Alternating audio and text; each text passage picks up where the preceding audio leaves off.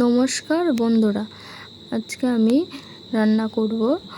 আমি সমুদ্রের মোরলা মাছ নিয়েছি এইখানে, এই মাছ, তারপরে আলু কেটে নিয়েছি, টমেটো, পেঁয়াজ, কাঁচা লঙ্কা, রসুন বাটা, আদা বাটা। আমি এইগুলো সব রেডি করে নিয়েছি।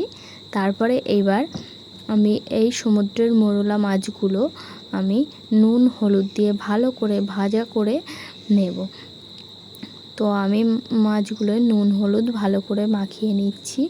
নিয়ে এবার কড়াইতে তেল দিয়ে আমি তেলটা গরম হয়ে গেলে আমি এবার এই মাছগুলো ভালো করে ভেজে আমি তুলে নেব। তো মাছগুলো তেলের মধ্যে দিয়ে দিয়েছি, দিয়ে এবার মাছগুলো আমি ভেজে নিচ্ছি।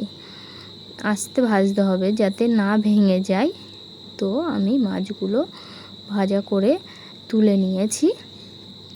নিয়ে এবার ওই তেলের মধ্যেই আমি একটু জিরে ফোড়ন দেব। জিরে, তারপরে পেঁয়াজগুলো দিয়ে দেব। জিরে ফোড়ন দেওয়ার পরে পেঁয়াজগুলো দিয়ে আমি ভালো করে পেঁয়াজটা লাল লাল মতো করে ভাজা হয়ে গেলে তারপরে আমি এইখানে রসুন ও আদা বাটা আমি এর মধ্যে দিয়ে দেব। দিয়ে তারপর টমেটো কেটে রেখেছিলাম, সেই টমেটোটাও আমি এর মধ্যে দিয়ে দেবো।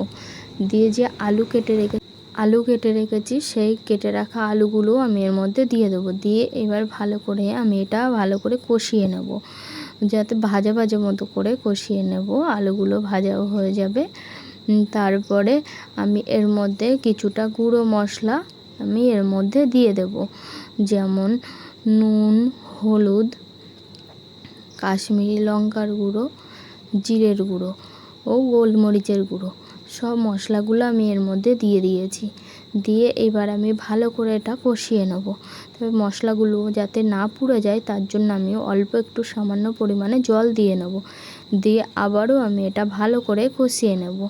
তো আমার এটা ভালো করে কষানো হয়ে গেছে। এবার আমি পরিমাণ মতো এর মধ্যে জল দিয়ে দেব। আমি পরিমাণ মতো এর মধ্যে জল দিয়ে আমি এটা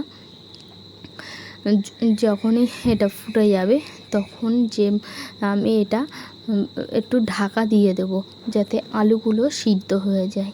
তারপরে ঢাকাটা তুলে আমি এর মধ্যে কাঁচা লঙ্কা ও যে ভেজে রেখেছিলাম যে মাছগুলো সেইগুলো আমি এর মধ্যে দিয়ে দেব। দিয়ে এবার আবারও আমি এটা ভালো করে নাড়িয়ে নিয়ে ভালো করে আমি আবারও একটু ঢাকা দিয়ে রেখে দেবো। তারপরে ঢাকা দিয়ে রেখে দেবো। দিয়ে তারপরে আমার প্রায় কমপ্লিট কিন্তু হয়ে গেছে। এবার আমি এর মধ্যে একটু ধনেপাতা কেটে রেখেছিলাম, সেই ধনেপাতাটা আমি এর মধ্যে দিয়ে দিয়েছি। তো এবার আমার রেডি হয়ে গেছে মোরলা মাছের চচ্চড়ি।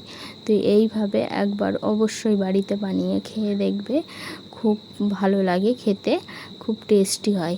তো টাটা, বাই বাই বন্ধুরা।